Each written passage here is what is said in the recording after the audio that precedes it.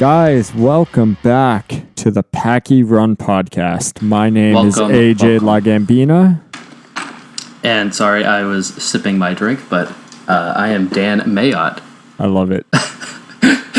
We are back for number 16, the 16th episode of this podcast. Dan, Sweet 16. Sweet 16. Dan, how are you feeling? I am sweaty, my dude. Why are you sweaty? What have you been up to? Well, let me see. I'm back in New York, wrapping some things up. I'm doing some recording, I'm back here packing up mostly.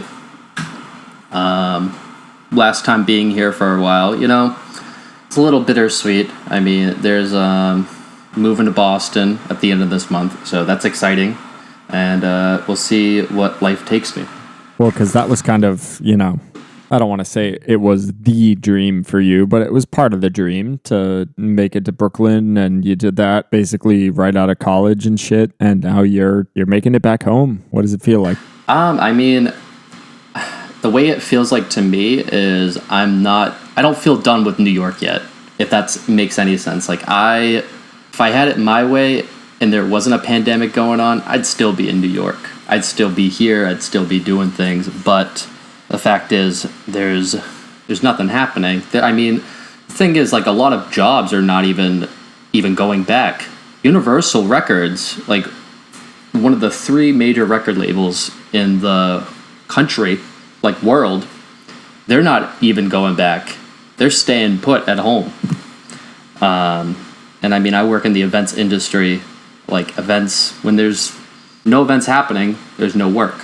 So, and that's very similar to the way that I feel down here in Nashville. I wish that I had known that this kind of shit was coming. If I had, I probably would have made very, very similar decisions to what you have made. I mean, New York doesn't make sense right now. I mean, like, to give perspective as of right now, like, the place that I'm moving into in Boston with my girlfriend, Justine, shout out to her. Shout out to Justine. It's cheaper. I have my own bathroom. It's more space. I have laundry not in my unit, but like it's within walking distance. Like, it's a lot closer than the laundromat that's currently in my Brooklyn apartment. Like, if I were to get a new apartment in Brooklyn, they would take literally all my money right now. And I don't have I have some income, but like I'm not enough to like live on. Like, at least in New York standards. Yeah, we're slowly but surely getting there in Nashville. I will say this: I'm lucky enough that I have a very potent portable setup for the podcast, at least. Yeah, that's all you need. Potent portables. Potent portables. Do you remember that SNL skit? Oh, I do. That's one of my favorite ones. I'll catch the semen. Too good. Oh, it's so funny. So I'll take the lead on drinks this week. So this week on the Packy Run podcast, I decided to go and get myself a bottle of wine. Ooh, fancy. I'm drinking from Aldi. Well, dude, it's funny because I stopped in at an Aldi's yesterday in Rhode Island on the way to, like, New York. It's a game changer. It's a game changer, dude. I love Aldi. I mean, they're good. Aldi, please sponsor us. Ha! But I've got the Single Vineyard Sauvignon Blanc. It's a Marlborough, New Zealand import. True. I don't think they had alcohol at the one that I went to, but like if I ever see an Aldi with alcohol, I would definitely have to do that. Yeah, it's some of the best bang for your buck, and you're getting real quality kind of stuff. Would you say it's better than Trader Joe's wine? Because I love me some Trader Joe's wine. I will tell you, it is better than the $2 Chuck. It is superior. Ooh. Mine is, so I indulged a little bit tonight. I went to my favorite bar, Tempkins. It's in Greenpoint, Brooklyn. That's the neighborhood that I live in. So if you ever end up in Greenpoint or Williamsburg, I would suggest this place. It's called Tempkins. And what I love about this place is it's so cheap. It's so reasonably priced, especially for New York, and that's so hard to find. But this place, they have cocktails on draft, and usually, like, when you buy in a cocktail, not just in New York, but I think even across this country or like anywhere, they're like $10, $12, $15. These cocktails on draft are $7 for like a regular size one. I got 2 big boys tonight. These were $13 each, and I got the White Horse Highball. The White Horse Highball it's like a Scotch and soda. If you're into Scotch and into soda, I mean, this is like the drink for you. I love me some Scotch. Dan Mayotte, always the one who's going for those that brown liquor. Oh, I love whiskey. I love Scotch. It's the drink of me. Like, I don't know, something about this quarantine and this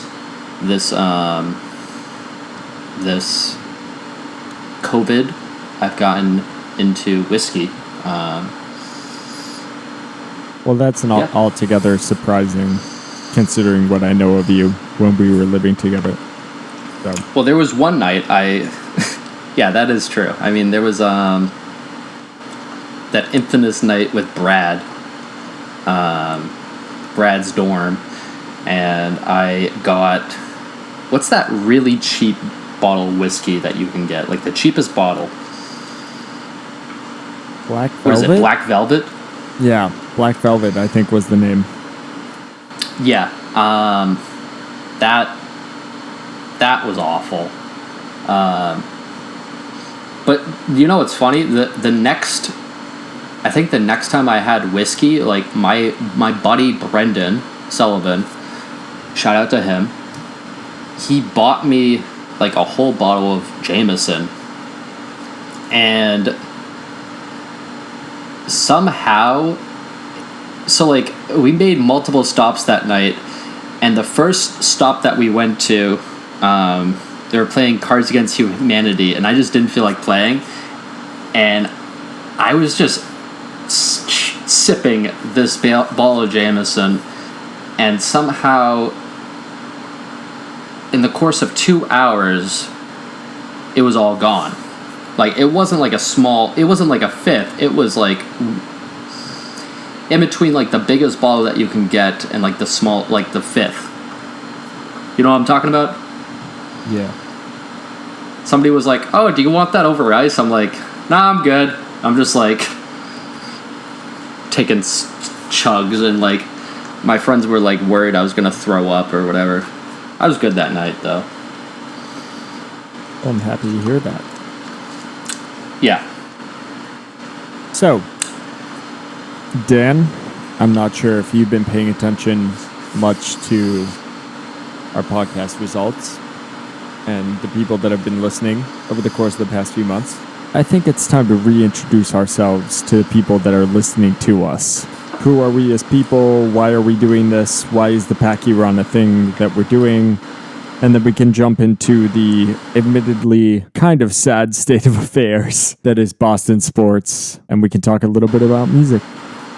So, I'm Dan, and he's AJ, the other person that was just talking. That's me. And we went to the University of New Haven. We're both from Boston. We're both from Boston. Well, not Boston, suburbs of Boston. The greater Boston area. We're both from the greater Boston area, and we went to the poor man's Yale. That's a good way of putting it. And we were both really into punk rock and alternative music, and we both have a love for Boston sports as well. That's kind of our thing. Like we talk about other sports, we talk about other things that are happening, but we are mostly Boston sports related. That is what we enjoy. We love Tom Brady. We love the Red Sox. We love Big Papi. AJ loves the Bruins. I hate the Bruins. It's a point of contention here on the podcast. You can listen to past episodes and hear my reasons why I'm not a Bruins fan. I've explained it a couple times, but we just sit here. We talk about beer that we like and drinks that we like. We talk about the sports we love and like different music. The reason this podcast is named the Packy Run Podcast is because in Boston, the vernacular, the short term for like a liquor store, we just call it the Packy Store. And when you're like talking to your buddy, you're like, let's make a fucking Packy Run, dude. Like going to the liquor store and picking up like whatever you want. And I'll say that our big thing at the end of the day is that we want to sell out. Yes. No. We want to sell out. We want to make $1 million from podcasting. We want to be Joe Rogan and all of the other guys that have made millions of dollars from podcasting. No.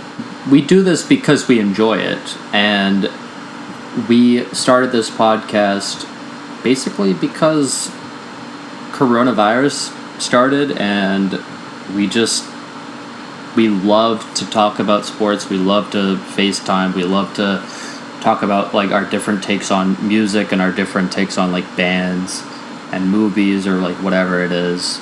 And it's just a good excuse to talk and hang out. And I hope you you are part of the discussion as well. So reach out to us on our social media at Packy Run Pod on Instagram and Twitter. Those are the two that we really kind of use and, interact on. Yeah. And the rest of it is, icing on the cake. Let us know. What are we doing right? What are we doing wrong? We want to hear from you guys. Yep. Should we go into some of the things, the topics today? So let's talk a little bit about Boston sports. Yeah, let's start it off with that. 6 Patriots have currently opt out of the season, which that's a lot, including notable names like Dante Hightower and Patrick Chung, both of whom have really young children, correct? I mean, Patrick Chung is he said the reason why he's opting out is because he's expecting a newborn or something like that, which that makes sense. There's no shade towards somebody like that. They're looking out for their family.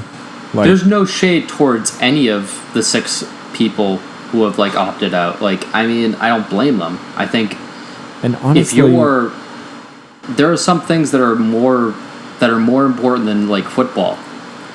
Yeah, honestly, we were going to be extremely lucky this year in general. Yeah. To be able to see an NFL season. So I'm not shaming anybody who decides that they want to opt out of that, because a lot of this is way beyond what anybody would have signed up for. Absolutely. And I mean, like, so, like, the way, like, some of the reports that I was seeing was if they opt out, they get paid, like, it's either $150 or like $250,000. Which, I mean, if you're talking like sports players, that's like a sizable downgrade. But I mean, that's livable at least. So like which means like for the Patriots, they're going to have a lot of cap space for like certain like positions and like different things that they can do. Which still kind of strikes me as like, that's wishful thinking. I mean, given all the shit that's gone on with the Marlins and the way that the MLB has kind of played out, and they've been the real kind of guinea pigs for all of this.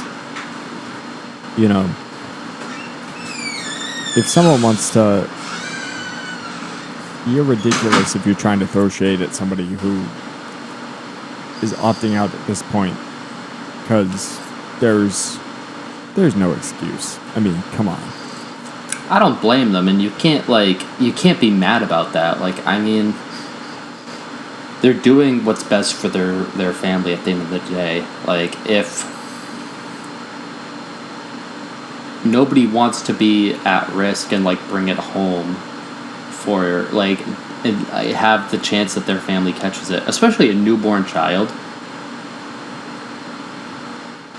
Like, who even knows like anything that could happen? Yeah, and the NFL being such a fully kind of contact sport, that's, you know, it's so much to ask of one person to show up to be in the NFL the way that we know the NFL. Yeah. With everything that's going on, it's a lot. That is a lot. I mean, you can't... I mean, every league is doing their best. I mean, do you think the Patriots are going to go out and try to sign and replace people like Deontay Hightower, for example? Like, I mean, Deontay, out of like the 6 players, Deontay Hightower is probably the most impactful Patriot player of them all. I mean, we got Kyle Duggar in the second round for a reason, to replace someone like Patrick Chung eventually, because he is old, to be honest. Well, that's one of the kind of interesting issues with all of this, is that we don't know how many days do we still have left in the opt-out period. I think it's until... It's like early August. Like August 8th, I think. Well, did you see on Twitter, somebody was like, apparently an unnamed NFL exec, which I hate these unnamed like sources or whatever, but like he said like, this is a total Belichick move. Like, he's planning something. This is his scheme for something. And it's like... And somebody was like, what do you mean? Like, what is he planning? And they're like, I don't know, but he's planning something. It's like... Are they really that cynical? Are they really like that, like, he's planning, he's going to do something? Like he's going to... Come on. I don't think that's entirely above Belichick. If the party line is that we are going to have a season, if we're going to try and make this work, But do you think Belichick for 1 second is going to try to tank? Which I think that's kind of like what that report is kind of implying. No, God, no. I don't think that Belichick is ever going to try and undermine things in hopes that next season... Belichick would never try to tank. Yeah, I don't think that he's trying to go and say, well, we're going to take advantage of this situation so that we can bolster ourselves for next season. I don't think that that's Belichick's game. I think his game right now is, well, let's let anybody who wants to opt out. Let's see what the cap space looks like. Let's see what we're trying to, what we're actually dealing with a season, the way that it's been presented to us as of whatever today is, August, January 29th, 2020. Right. I think he's trying to build the best team and make the best moves that he can as of right this second. I mean, Belichick is a competitive guy, and I think we're going to be fine no matter what. I mean, so far we have, I believe, the most reported opt-outs at this point, at least. But who cares? I mean, they're doing what's best for the family. I think it's a good move on them. Yeah, let them do what they have to do. It's hard to be mad at that. And so many people, especially and I know there's some bad sports fans in Boston that are idiots and just care about the Patriots winning and just want. The one thing I hate about Boston sports fans is sometimes they're effing delusional. Well, especially since the Tom Brady era, since the 2004 Red Sox era, there's a lot of expectation. Absolutely. And given the fact of everything that's going on, between the social issues, between the unavoidable COVID issues, between everything else, there's still so many people that are sitting back and they are waiting for what's the mastermind move that's going to make this all better. And I think it might be a bigger mindset than these teams and these organizations are really designed for. I think it might be a lot of fans. I think it might be a lot of media that are sitting back and waiting for the answer to this issue that we're dealing with as a whole. And they're looking to their sports teams for something that will be the answer that they're just not going to get. Yeah. I mean, that's actually a good segue. So, the Red Sox, they have been making big statements about Black Lives Matter. Lansdowne Street, Black Lives Matter, big poster. Their outfield has a Black Lives Matter banner. All the players, actually, I'm pretty sure, they showed up to the stadium, Black Lives Matter shirts. It's right on I-95 or on the Mass Pike. Yeah, it's on the Pike. Yeah. I saw a lot of people getting big mad about that, which I think that is so funny. Yeah, I think it's funny too. I think it's funny the people that are I've been a fan for 40 years. You're not getting me back.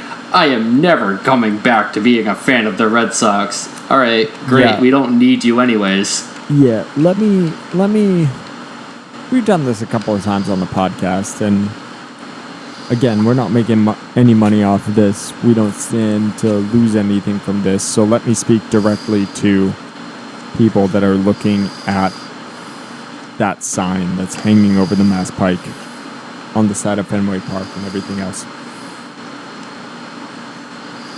This is an issue. I come from the South Shore of Massachusetts. I've never had a bad run-in with the police. I was raised from my parents and my schooling. I was raised in so many ways to just respect and to give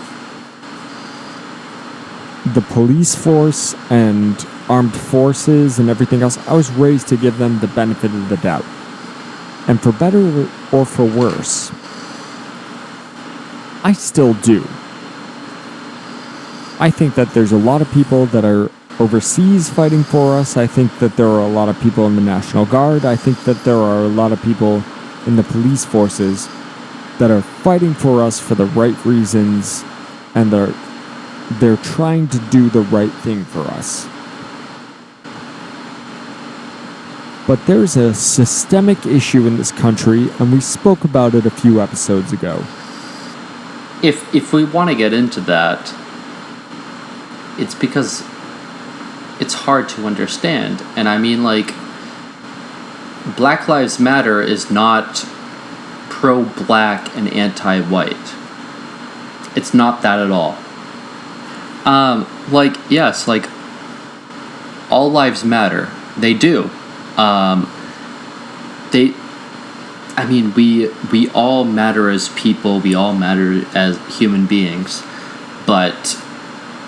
And this analogy has been used so many times, but like when it's a neighborhood and one house is on fire and a firefighter is putting water on that house that's on fire, somebody's like, but don't all houses matter?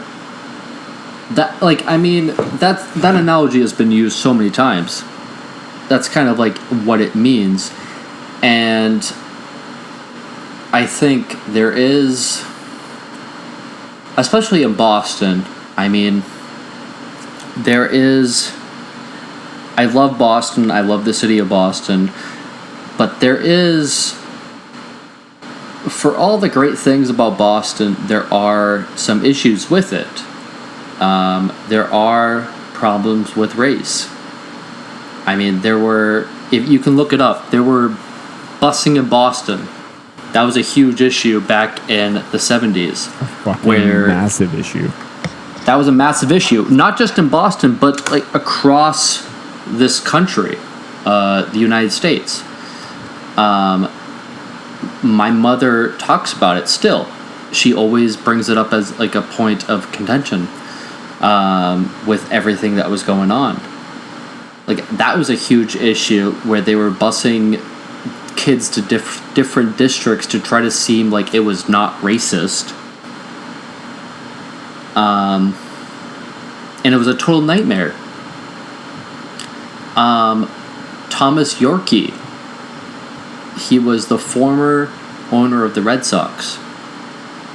Known racist. He was a huge racist. It used to be called Yorkie Way, but then they renamed it to Jersey Street, or Jersey Way, whatever it was. Now it is now.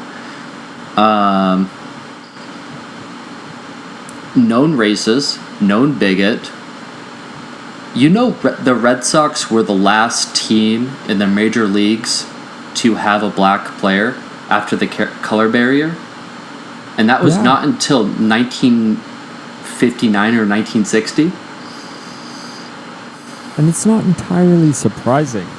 We take a lot of pride in, our home city, our place. We do. Especially on this podcast. And especially as individual people. Dan and I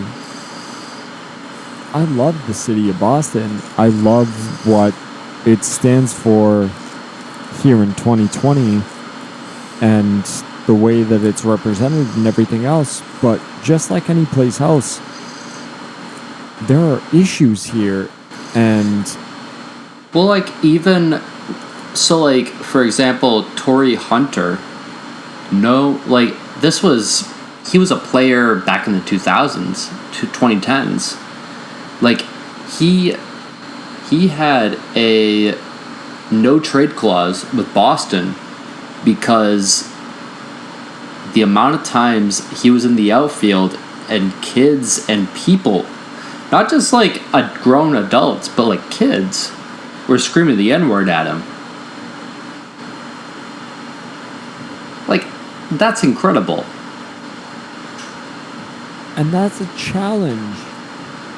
I think, given the way that the world is and everything else, that's a challenge. I come from the South Shore of Massachusetts. I come from Plymouth County, right? Yeah. I come from a place I can count the number of kids that were not white or passing white. You know, I can count on one hand the number of kids that I could look at and go, oh, well, based solely on the color of your skin, you're not necessarily, you know, part of us or whatever. Yeah. I come from that kind of area, and I come from what is known kind of countrywide as, you know, it's Boston's the California, it's the LA of the Northeast. It's where the liberals come from. It's where Elizabeth Warren comes from and everything else. Yeah. And I would hope that anybody that listens to this podcast is able to put that kind of just rhetorical bullshit aside and just, if you listen to the two of us talking our bullshit, right? We're here to have a good time. We're here to we want to talk about Boston sports. We want to talk about music. We want to talk about the things that make us feel good and that we like. We like punk rock music. We like the New England Patriots. We like stuff like that. But I would challenge anybody that listens to us for that kind of stuff to also kind of take a look inside and go, okay, I like that kind of stuff too. I like those things. I want to hear more of those things, but I don't get it. It's been a long fight forever. But I think we should probably get off this topic now. We kind of exasperated this topic for a little bit. For sure. But let's talk about Red Sox, for example. Let's talk Red Sox, where it is right now, Wednesday, the 29th, and what's the score of the game tonight? They played tonight at Citi Field. Oh, it's the top of the 8th. Right now it's 4-3. Red Sox are up. Well, God bless them. And what is it? It's the top of the 8th, and the bases are loaded, too. So, which, that's a good sign. Hopefully they get somebody to go through. But Red Sox are not, like, it's everything that we expected so far this year.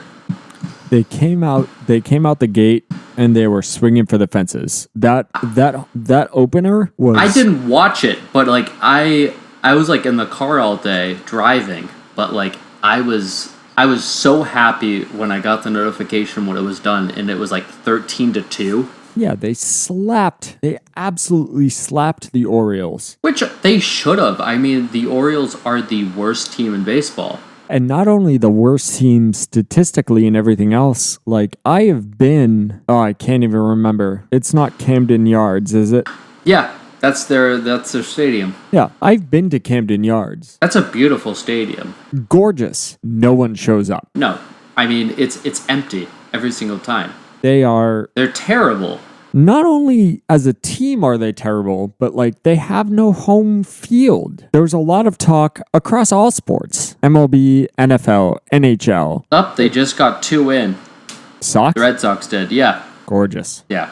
But like Camden Yards is a joke. There's nobody there. Which is a real shame because it's a nice stadium. Gorgeous. It's a gorgeous stadium. Like I've always, like every single time watching on Nesson, which is, for those people who are outside of the New England realm, Nesson is the, like, it's the station that like has like the Bruins and like also the Red Sox on. New England Sports Network. Yeah. New England Sports Network, and it's just Don Orsillo, Jerry Remy. oh yeah, the two homies, and like I loved watching like Camden Yards. I love the brick feeling of it all, and it looks so cool to me. I'd love to go to Baltimore and see it.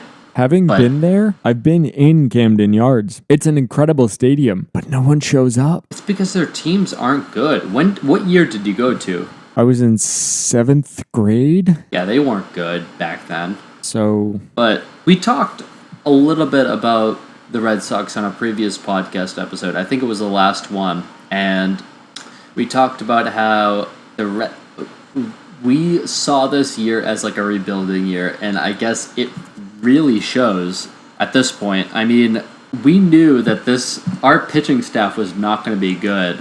I didn't realize it was going to be this bad.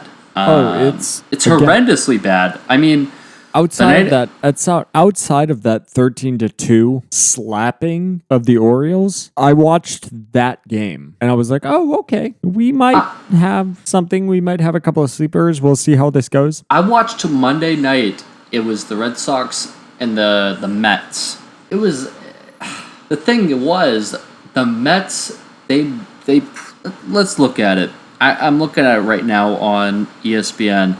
Like I tuned in at like the third inning, and they were already up 4-0, and then they scored 3 in the fourth, and it was already 7-1 in the fourth inning. The thing is, like they give up a shit ton of runs at the beginning of the games, and they can't do anything. They can't hit to like save them.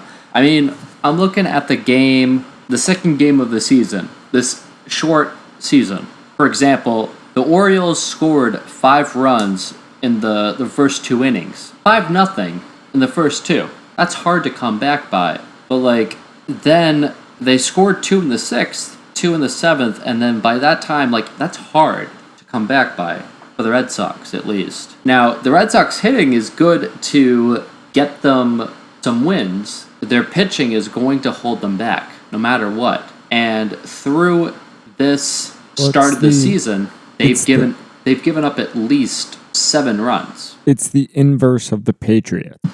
You know, the Red Sox offense is enough to, if they can get on a streak or something, they can win purely on offense. Given the fact that Cam Newton is an unfacilitated factor, Jarrett Stidham is an unevaluated. I think evaluated is the better word. That's probably the best way to put Jarrett Stidham at this point.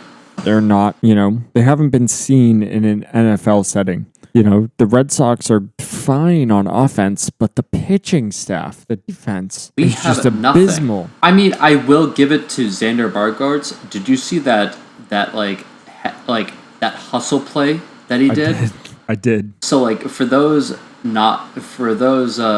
listening at home, like Xander Bogaerts like saw somebody like trying to run to third, and he ran all the way to third. Like Xander Bogaerts is a shortstop. He beat him out and got him out. Love Xander Bogaerts. I think we've sung Xander Bogaerts' praises a couple of times on the podcast too. I like Xander Bogaerts. I mean, Jackley Bradley Jr. Oh my God! It seems like every day he makes like a really good catch in center field. Yeah, it's not, we're not lacking, I wouldn't say. We're not lacking for star players. We just don't have a team. Whoa. I wouldn't call Jackie Bradley Jr. a star player. I would. Jackie is not a star player. In this current Red Sox rotation? I think he's good, but I think if he could hit a little bit better, he would be a star, but I don't see it. Well, I'm talking purely in Red Sox 2020 standards, right? I mean, he's good for what we are currently, and exactly. Hopefully, the Red Sox see something in him and re-sign him, because he is going to be a free agent at the end of this year. I think even with COVID, and if we had Mookie Betts, and let's say we did have David Price, although for those of you at home, I hate David Price. David Price signing was the worst signing, and I I remember when I saw I saw David Price getting signed, and I said that is the worst fucking signing. He's gone into the hot take chamber for this shit, guys. It is not even a hot take.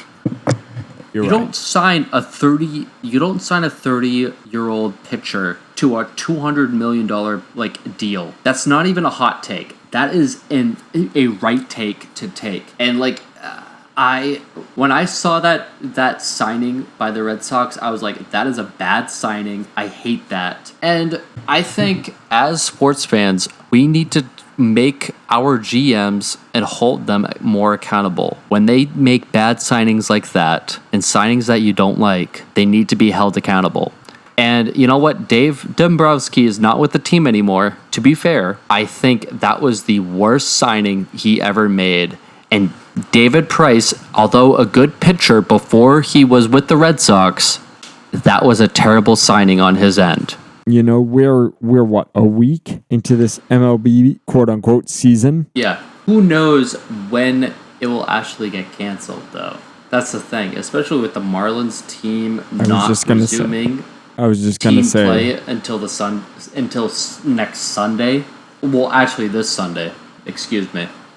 Who even knows? But also, I mean, the MLB, they're going to pay their players no matter what. Mookie Betts just signed, you saw that, the crazy deal with the Dodgers. Insane. He deserves every single bit of that.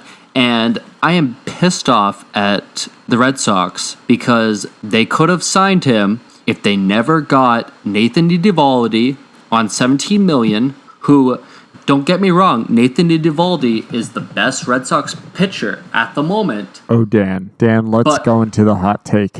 Let's go into the hot take chamber for this. But if they never signed Nathan Eovaldi on that $17 million contract, a year, and they never signed David Price, they would have Mookie Betts and all the other great pieces around him, like Xander Bogaerts and Rafael Devers and every single other piece. And I know we're spoiled being Boston sports fans.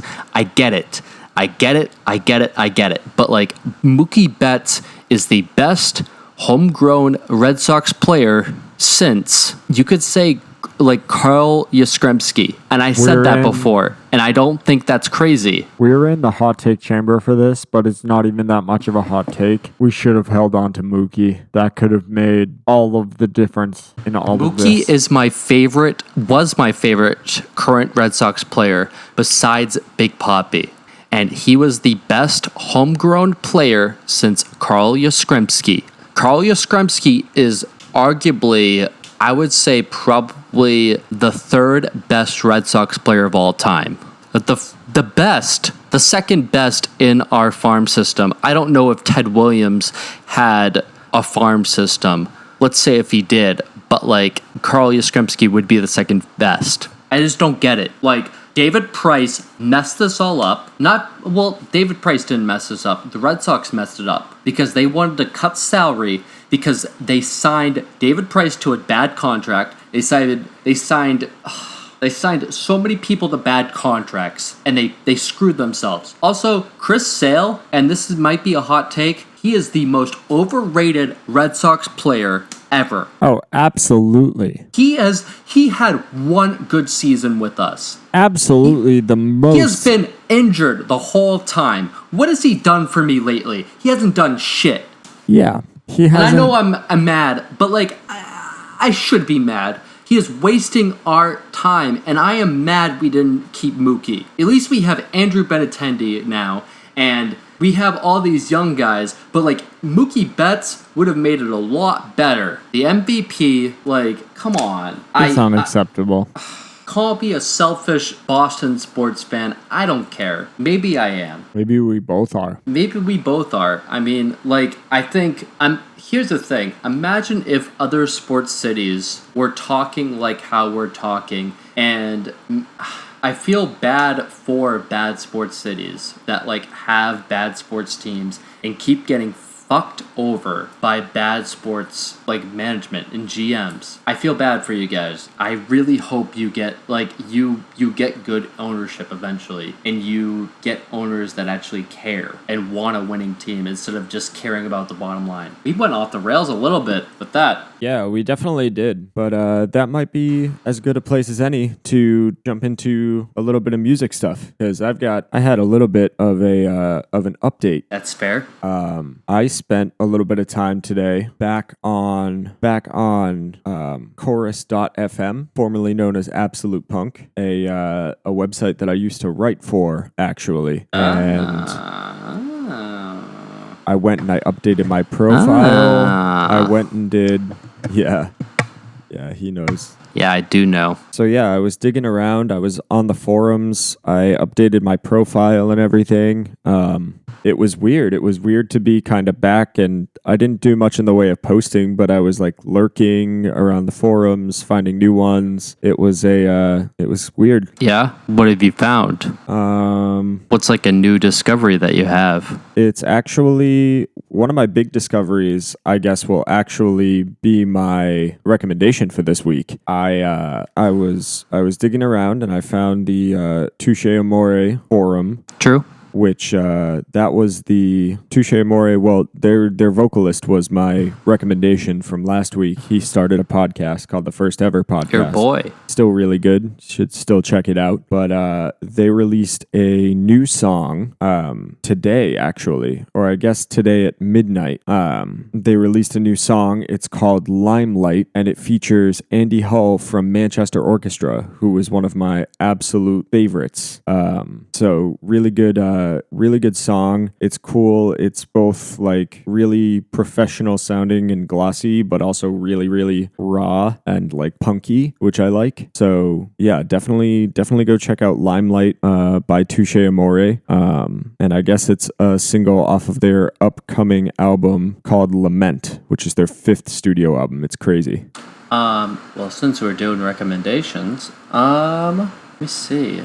My recommendation, and I don't know if I already made this recommendation, but there's this band called the Honest Heart Collective. Have I made that recommendation before? Okay. So the Honest Heart Collective, they're a band from Canada. They're kind of like punk rock. They're kind of remind me of the Gaslight Anthem. They just put out songs about like the working man and everything like that.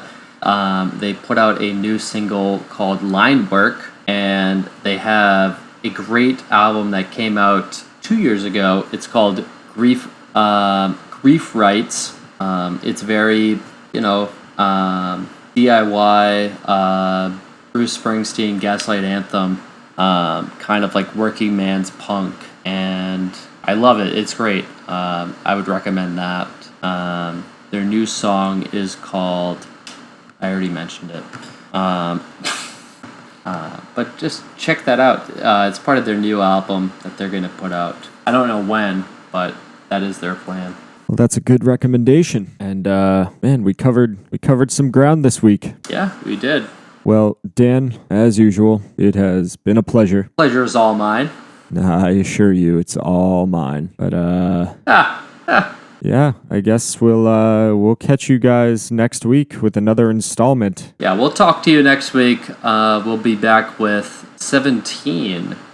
This week is Sweet 16, but this week is next week will be 17.